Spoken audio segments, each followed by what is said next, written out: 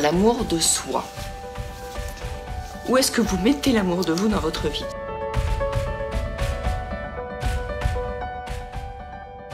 Le soi, c'est vraiment quelque chose de très gros, quoi. C'est au-dessus de tout.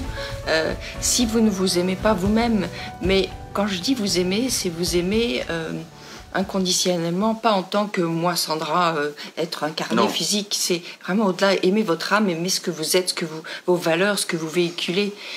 Et à partir du moment où vous aimez ça, cet être, finalement, dans sa globalité, vous allez aimer le corps qui va avec. Parce que c'est lui qui vous permet d'incarner et d'être ce soi immense. Donc c'est vraiment ce thème de l'amour de soi. Quand il me l'a dit, je dis waouh, ça m'a fait un frisson parce que c'est énorme en fait. On parle beaucoup de s'aimer soi-même, etc.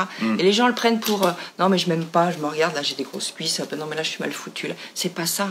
L'amour de soi, c'est ok, quelles sont les chances que je me donne pour incarner sur Terre ma mission, mon message, qu'est-ce que j'ai à amener dans ce monde? Est-ce que c'est juste être là et me plaindre toute ma vie et supporter ma carcasse?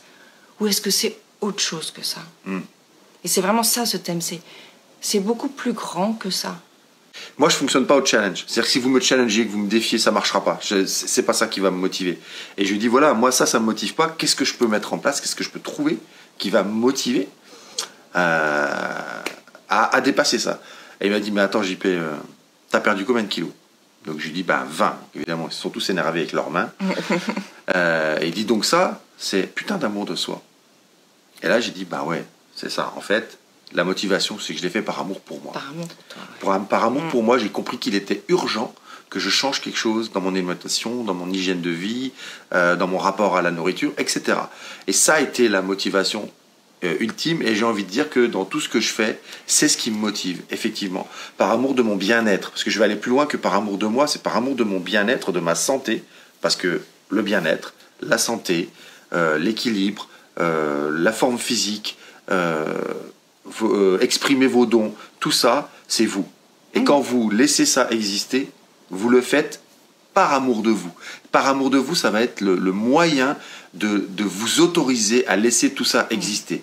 Il y a besoin de retrouver l'amour de soi pour pouvoir faire émerger, laisser émerger tout ce qui est en nous, qui est merveilleux. Aimer son corps, ce n'est pas s'aimer soi. C'est aimer le résultat de ce qui émerge de vous. Donc en fait, en vous aimant profondément, en aimant ce qu'il y a à l'intérieur, votre âme, vous appelez ça comme vous voulez, nous on n'est pas attachés aux mots, vous allez forcément aimer ce qu'il y a à l'extérieur. Parce que de toute façon, c'est vous qui aurez lancé, qui aurez déclenché ce qui s'est produit. Finalement, c'est ça. Et j'ai envie de vous dire, quel que soit le corps que vous avez, quelle que soit la forme physique que vous avez, quelle que soit la vie que vous avez autour de vous, et que vous avez eu, elle est le résultat de vos décisions, elle est le résultat de vos choix. Et c'est prouvé scientifiquement aujourd'hui, il y a eu des études que de toute façon, les maladies graves, on les déclenche. On les déclenche, ok. Donc il y a quelque chose qui fait qu'on déclenche ce truc-là. Donc de toute façon, ça vient en vous. Donc nous on va vous parler de prévention.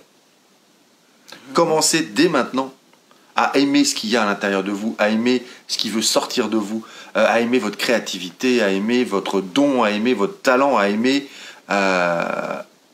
tout ce qu'il y a en vous qui veut sortir et qui est tellement puissant que si vous l'empêchez de sortir, c'est ça qui vous rend mal. C'est ça qui bloque en fait, ça crée vraiment un vrai, ces fameux blocages énergétiques dont on parle. Vous êtes le premier à faire ce blocage, à bloquer tout ce qui se passe dans votre corps, du coup physiquement, parce que vous n'aimez pas ce que vous ressentez de vous, ce que vous voyez, mais dans sa globalité. Et il y a un exercice qui est très bien pour ça, que j'ai déjà fait, qui est assez étonnant.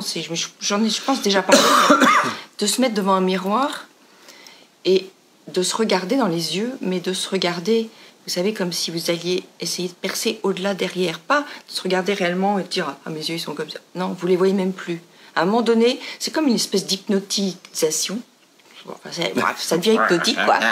Et vous plongez dans vos yeux et vous allez au-delà, vous allez voir et tout d'un coup, vous allez, je sais pas comment l'expliquer, mais faites cette expérience vraiment de plonger en lâchant le regard et regardez ce qu'il y a dans ses yeux, qu'est-ce qui en émane.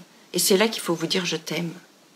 C'est à cette personne-là, c'est à cette entité-là qu'il faut dire je t'aime. Et c'est super puissant comme exercice parce que des fois c'est difficile de se regarder dans le miroir. Au début c'est difficile. Donc revenez-y, si vous n'arrivez pas au début, ok, je me regarde. Je ne vous demande pas de vous regarder dans tout le corps, hein, si vous aimez, mais au moins déjà la tête. Non, vous avez dit regard, le corps, quoi. c'est un résultat. C'est le résultat de la façon dont vous vous voyez à l'intérieur, de la façon dont vous gérez à l'intérieur. Et ce qui va se passer après, c'est que quand vous aurez accepté ça et compris finalement cette beauté telle que vous êtes, parce que toi tu dis souvent que vous êtes parfait au départ, il n'y a rien à transformer, vous êtes parfait. C'est aller retrouver cette putain de perfection qui est là, mais qui est cachée sous des couches de croyances, de ce qu'on nous a dit, de machin. Tu parles de quelqu'un en particulier là? Tu t'as une idée en tête, oui, évidemment. Tu vois une personne comme ça? Enfin, t'aurais un exemple moi, par exemple. Ah bon? Non, moi je dis ça. Non, mais oui, effectivement, moi, voilà, je l'ai expérimenté. Il t'arrive des choses pendant ce mastermind? Oui, il m'arrive des choses, effectivement. Non, hier, effectivement, j'ai dû déposer quelque chose, on va dire déposer sur la table, un peu ça.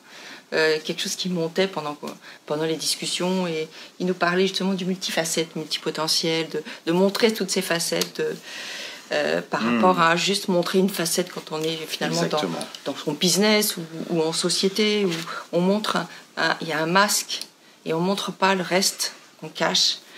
Et finalement je sais que je suis comme ça et que c'est une de mes problématiques. Et c'est monté pendant que Martin en parlait, c'est monté, il a fallu que je le dépose parce que c'était fort, j'avais une émotion très très forte qui montait et ça me prenait. Que je vous disais tout à l'heure, c'est parce que vous le retenez, vous le retenez que ça devient insoutenable. Et en fait, c'est ça le truc, c'est par rapport, je veux juste dire un truc par rapport à l'unicité. Vous savez, on dit souvent qu'on est unique, etc. Oui, c'est vrai, mais on n'est pas unique. Je voudrais faire une petite précision là-dessus. Et moi, je prends toujours... quand on crée une mélodie, il n'y a pas une note dans la mélodie. Il y a 7 notes qui sont utilisées de façon différente, qui sont additionnées de façon différente et qui, au résultat, vont créer une mélodie. Et en fin de compte, ce que vous devez chercher à produire, c'est votre mélodie. Comment est-ce que vous allez faire jouer toutes les parties de vous-même? Comment est-ce que vous allez... soyez un schizophrène. Parce qu'en fait, on est une multitude de parties, on est une multitude de qualités. Et c'est en devenant schizophrène, en faisant parler ces qualités entre elles, jouer ces qualités entre elles, que vous allez jouer votre mélodie. Et moi, j'ai envie de prendre cette image-là. Alors, il y a une image de l'arc-en-ciel, mais moi, finalement, j'ai envie de prendre cette image, je la trouve encore plus forte. Jouer votre mélodie. En faisant jouer toutes vos parties intérieures, en les faisant s'acoquiner, jouer, s'assembler, aller de l'un à l'autre, etc. Parfois être direct quand il faut l'être, parfois être plus diplomate quand il faut l'être, etc. Ça va jouer une mélodie et ça va être vous. Et cette mélodie-là, sera unique.